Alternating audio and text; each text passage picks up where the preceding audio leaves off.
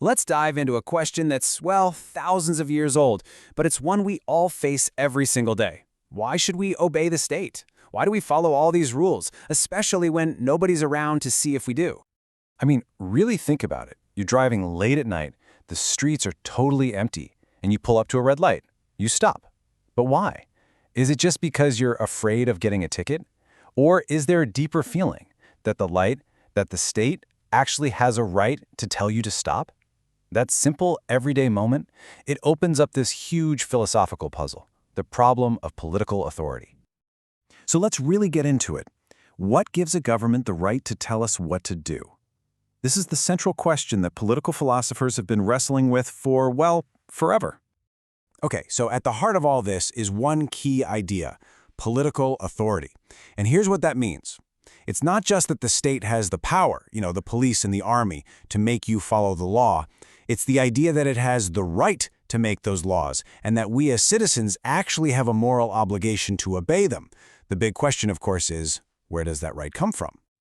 And this is where things get tricky. Because on one hand, we value our freedom, right? Our autonomy, the ability to make our own choices.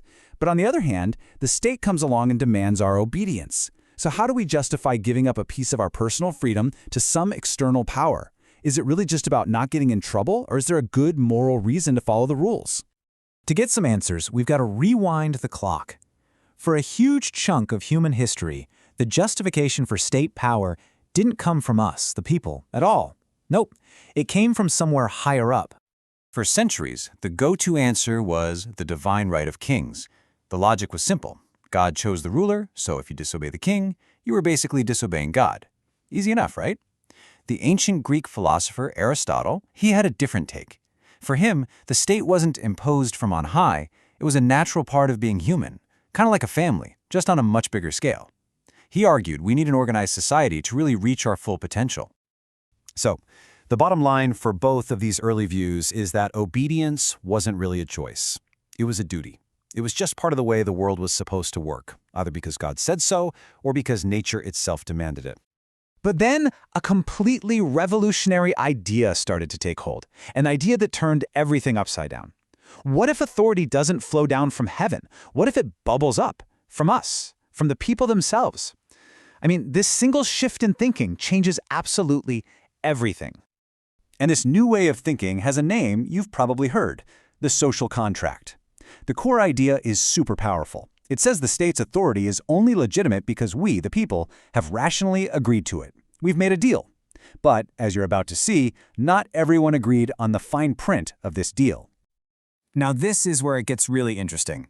To figure out why we would even agree to a government, these thinkers asked us to imagine life without one.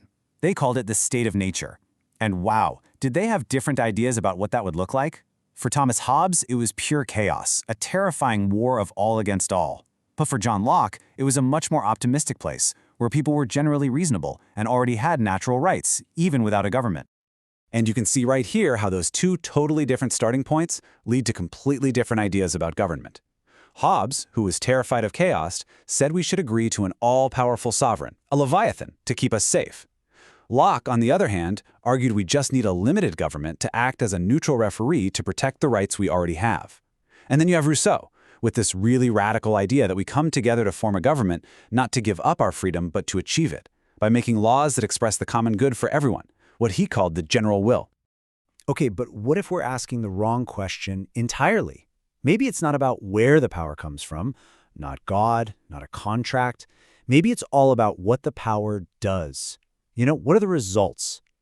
This leads us to a much more modern, practical way of looking at things.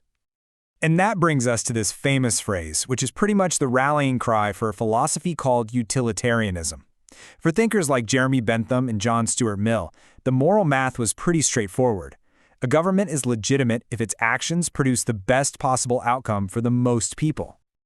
So, from a utilitarian point of view, authority is justified as long as it works, as long as it delivers the goods: prosperity, security, general well-being.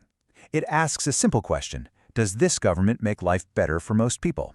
It's a really practical approach. But it has a serious dark side. It raises a very tough question. What happens when making the majority happy means stomping on the rights of a minority?